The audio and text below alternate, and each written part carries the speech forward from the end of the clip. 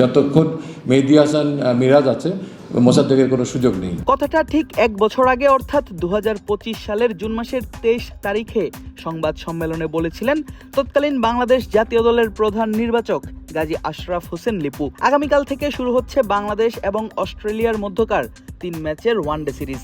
সেই সিরিজের আগে কেন নতুন করে উঠছে সেই পুরনো আলোচনা? কারণ আছে অবশ্যই। অস্ট্রেলিয়া সিরিজের জন্য যে দল ঘোষণা করা হয়েছে বিসিবির পক্ষ থেকে, সেখানেই আছে মোসাদ্দেক হোসেন সৈকতের নাম। আর মজার ব্যাপার হলো দলের অধিনায়কের গুরু দায়িত্বটা মেহেদী হাসান মিরাজের কাঁধে, যিনি থাকলে নাকি সুযোগ পাওয়াই অসম্ভব সৈকতের।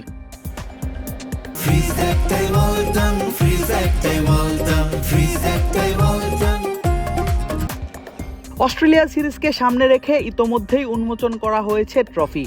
উপস্থিত ছিলেন দুই দেশের দুই অধিনায়ক মেহেদী হাসান মিরাজ এবং জশ ইংলিশ।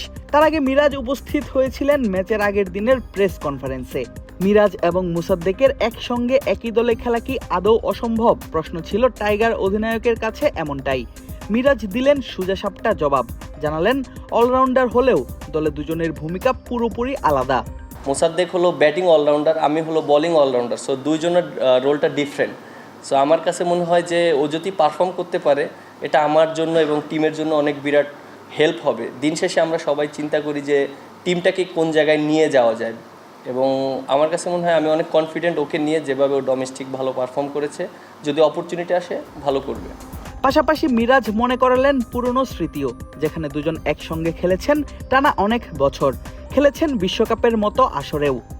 দেখেন, আমি একটা কথা বলি, মোসাদ্দেকের ইস্যুটা যে আমি আর মোসাদ্দেক কিন্তু একসাথে বাংলাদেশ টিমে অনেক দিন খেলেছি, এবং আপনারা যদি দেখেন 19 সালের ওয়ার্ল্ড কাপও আমরা খেলেছি একসাথে।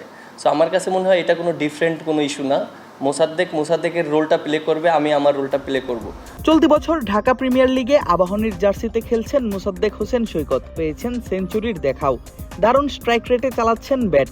শুধু তাই নয়, 50 ওভারের আরেক ঘরোয়া টুর্নামেন্ট বিসিএলেও ফিনিশিংয়ে গুরুত্বপূর্ণ ভূমিকা রেখেছিলেন নিজের দলের হয়ে, জিতিয়েছিলেন ম্যাচ।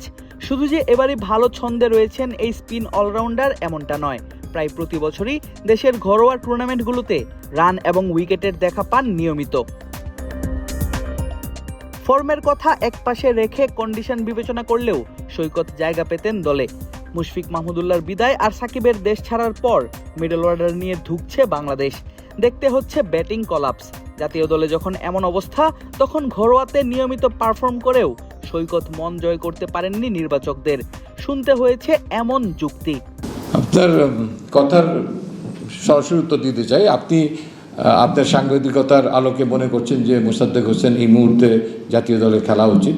আমি ঠিক সেই জিনিসটা মনে করছি না, পরিষ্কারভাবে বলতে চাচ্ছি। কারণ যতক্ষণ মেহেদী হাসান মিরাজ আছে মোসাদ্দেকের কোনো সুযোগ নেই। এটা কোনো জিনিস খুব স্পষ্টভাবে হওয়া উচিত। জাস্ট আপনারা বুঝে অনেক সময় না বোঝার ভান করে কথা বলেন, অনেক সময় দ্যাটস রিয়েলি হার্টিং। তবে ঘরোয়াতে টানা পারফর্ম করে ঠিকই 4 বছর পর জাতীয় দলে ফিরেছেন মোসাদ্দেক হোসেন সৈকত। হাবিবুল বাশার সুমনের নেতৃত্বাধীন নির্বাচক প্যানেলের সেই সিদ্ধান্তকে সঠিক প্রমাণ করার পালা এবার এই অলরাউন্ডারের। নিশ্চয়ই ঘরোয়া লিগগুলোর মতো জাতীয় দলের জার্সিতেও করতে চাইবেন নিজের সেরা পারফর্মটা। আদিব আশরাফ, ক্রিক ফ্রেন্জি।